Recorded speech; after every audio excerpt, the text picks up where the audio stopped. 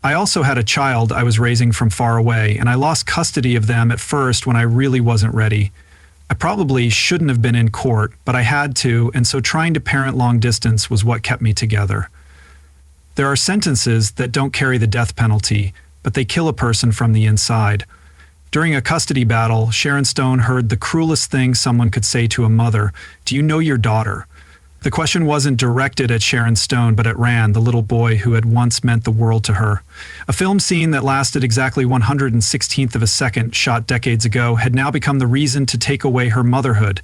Not because Sharon Stone didn't love her child, but because society couldn't accept a woman who had once been sensual and who dared to rise again after falling. She lost custody but not love, and it was love that led her to start a new journey, a journey to be a mother not by title but by heart.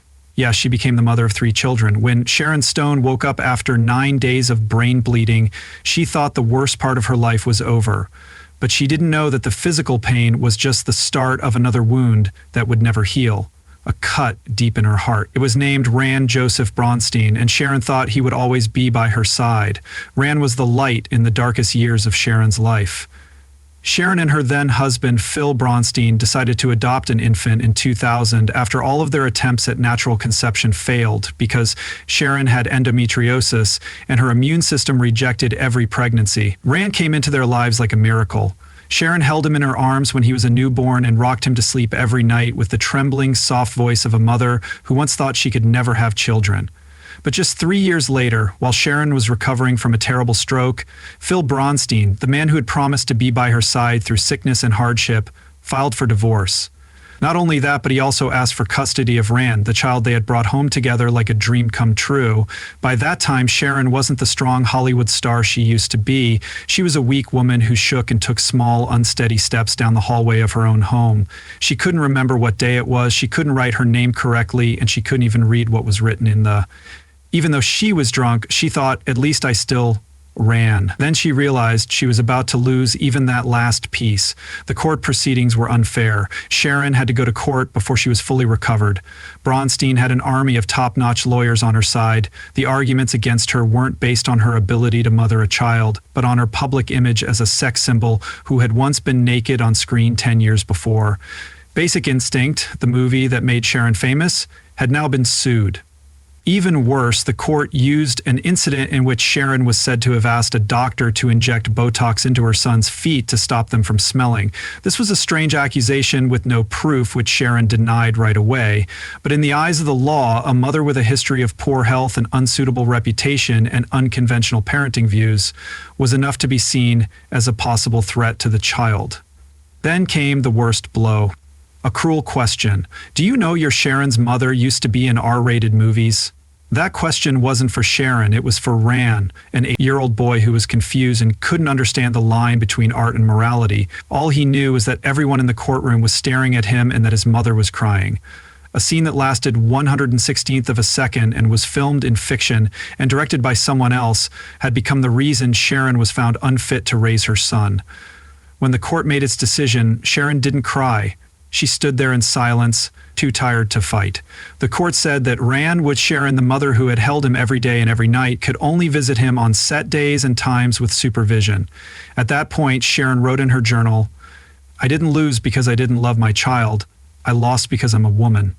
I lost because I was once beautiful. I dared to do things that society doesn't accept from a mother."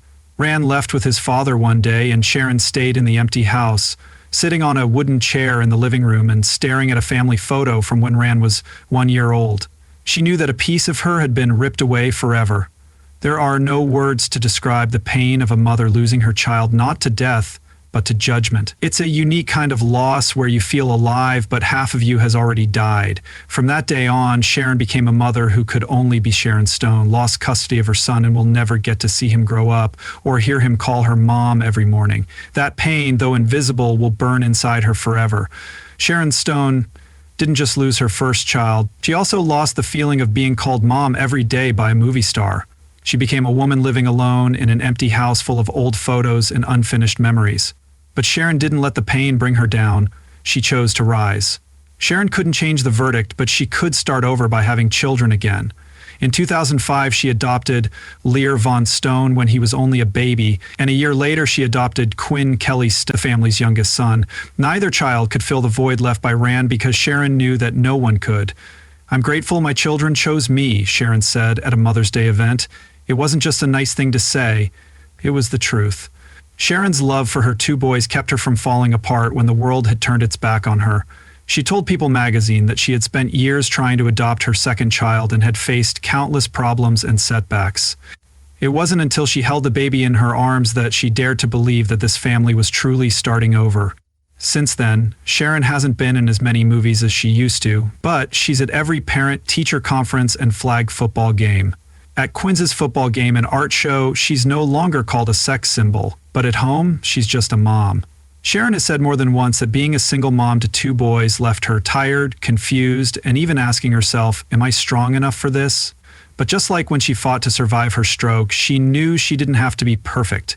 She just had to be there for her kids every day, at every meal, whenever they needed someone to listen. Hollywood doesn't put me first. Sharon Stone was once one of the most powerful women in Hollywood, but when the cameras stopped rolling and her family fell apart, she had to deal with a very different reality. She had to raise two kids on her own without any help or a partner and without the benefits of fame. She adopted her sons Lear and Quinn.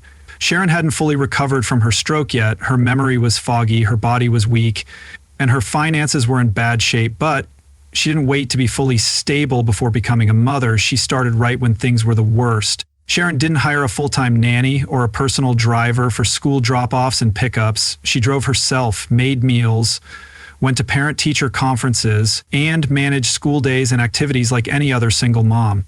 She had to deal with ongoing medical issues and taking care of a sick child.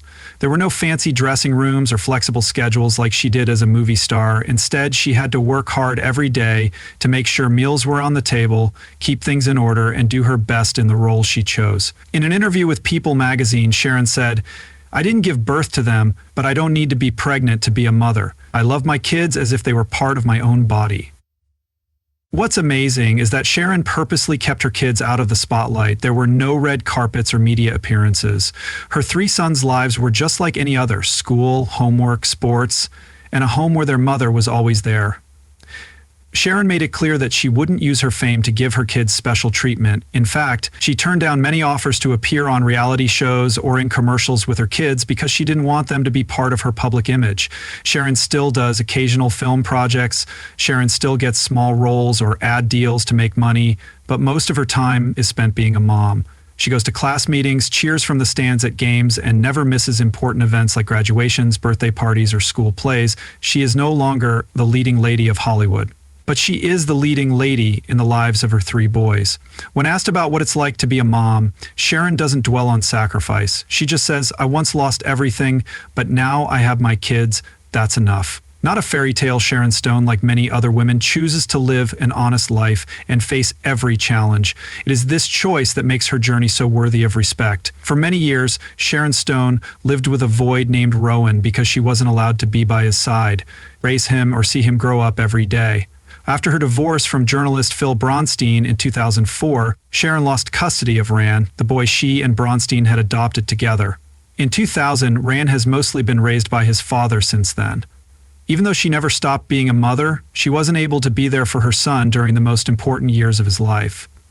She wasn't able to walk him to school every morning or see his first swim lesson, soccer game, or voice crack. Those were moments she would never get back, and it hurt like no one knew what it was.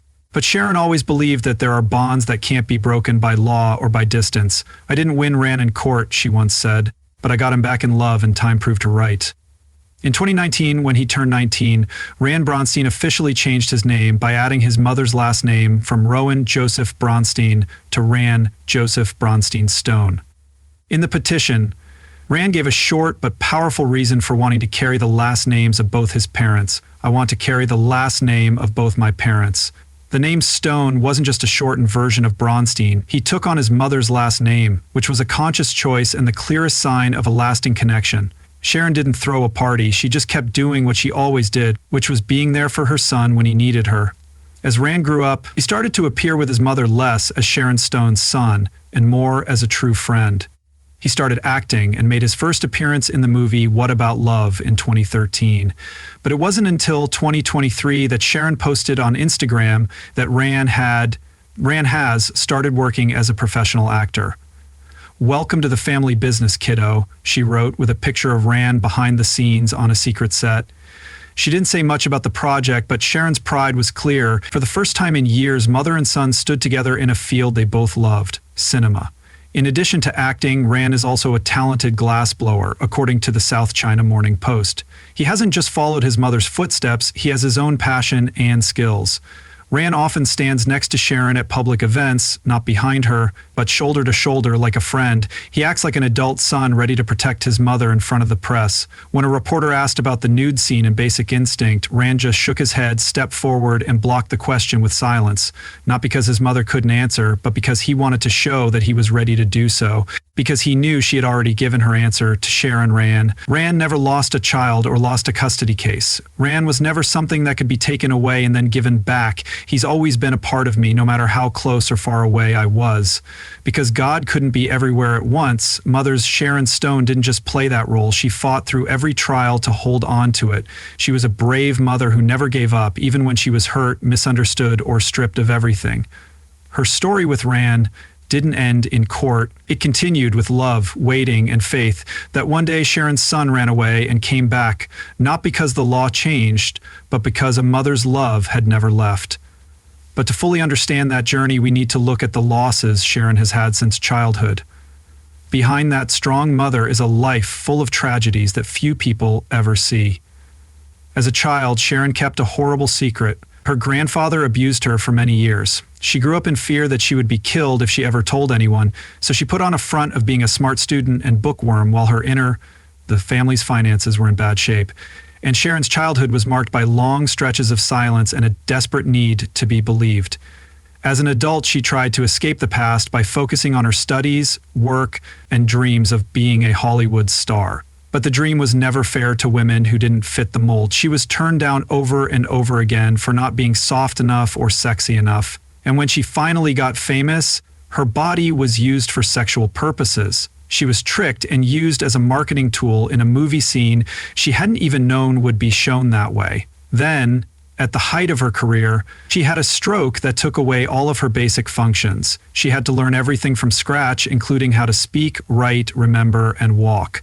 During this time, she lost custody of her child, her husband left her, and Hollywood turned its back on her, leaving her with no roles, no income, and no health insurance. She had been on hundreds of magazine covers before and now had to learn how to take care of herself in a quiet room by herself. But what hurt her the most was how society reinterpreted her past.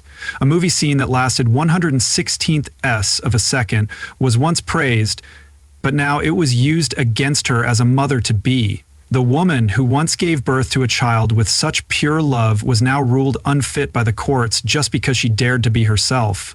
And if that wasn't bad enough, the media wouldn't leave her alone. Sharon was constantly compared to younger actresses and pushed to the sidelines for lead roles because she wasn't as popular at the box office. She also had to deal with the cold stares of an industry that used to chant her name every night, but now acts like she never existed. Amidst all of her losses, there was one person who promised to love her through sickness and health, but disappeared just when she needed him the most: Phil Bronstein, after winning custody of Ran. Her ex-husband quietly remarried, stopped being in the media, and lived a private, stable life. He didn't speak up in her defense and didn't confront what Sharon had to go through, but that's not the point. The point is that Sharon chose to stay with herself. She didn't beg, lash out, or demand a title. She just kept walking, and that was the start of her journey as a mother. No one thought Sharon Stone could come back, not just in her career, but in life itself. Being a mother, losing money, being shut out of Hollywood, and constantly being judged by society. This wasn't a fall, it was a series of brutal blows with no time to recover in between. But Sharon didn't let any tragedy erase her. She chose not to be angry or seek revenge. Instead, she chose to rebuild, one step at a time. She became a mother again without needing praise, raised 3 children with love instead of public approval, rose from the ashes without praise. That's what makes Sharon tick. Not many people know Sharon Stone for the famous leg crossing scene or the red dress she wore on the red carpet. but for the woman who went through enough tragedy to make a role into a symbol, and her own life into proof that no one else can decide who you are but yourself. After everything she's been through, from being judged over a single movie scene to losing custody of her son, to being ignored by the industry that once adored her and raising 3 kids on her own, Sharon Stone has nothing left to show that she doesn't need Hollywood to forgive her. At 67 years old, Sharon Stone lives fully in her own truth as a mother who fought hard and as a woman who survived wounds that once seemed impossible to heal. She has returned to the screen not to reclaim the spotlight, but to show a different version of herself. Deeper, stronger, and no longer limited to the sex symbol image of the past. In 2024, Sharon played Linda Tarleton in the movie What About Love, which won her a Golden Globe Award. Sharon Stone's return after a long break was marked by 2 more major projects in 2025. Nobody 2, in which she plays Lendina, and Memoriam, in which she plays Vicky. Both films are currently in post-production, which is a clear sign that Sharon Stone never really left the game. She never lost her creative fire, her priorities just changed. After decades of chasing film schedules and being shaped by the spotlight, Sharon has now poured her greatest love into painting, a quieter form of art. Sharon's work has been shown in San Francisco, Los Angeles, Berlin, and soon at Autopassus in Rome, one of the most prestigious art galleries in the world. She used to use her body to play a role, but now she uses her brush to show how she feels, as a woman who lost everything and found herself again through each stroke and color. This rebirth isn't just in her art, it's also in the way she shows up in public. Not to get attention, but to say, I'm still here. Sharon Stone is no longer the woman judged by a single movie scene. She is now the mother who redefined love through the life she chose to live. Sharon Stone once lost everything, her health, her career, her son, and even her honor, because of a single movie scene that Hollywood forgot about when she was no longer young and seductive. She was hurt to the core, but she never gave up. She started over, raised 3 kids on her own, and rebuilt her life. Ran, the son who was taken from her, chose to carry the name Stone, not because she won the court case, but because she never gave up. Being a mother doesn't require perfection. All you have to do is never leave your child. Sharon Stone did just that in silence through action and unconditional love. What do you think about Sharon Stone's journey as a mother? Leave your thoughts in the comments below if you believe a mother's love is stronger than Fifi. Feel free to say yes in the comments if you agree with Sharon Stone's story. Also, don't forget to hit like and subscribe to get more updates.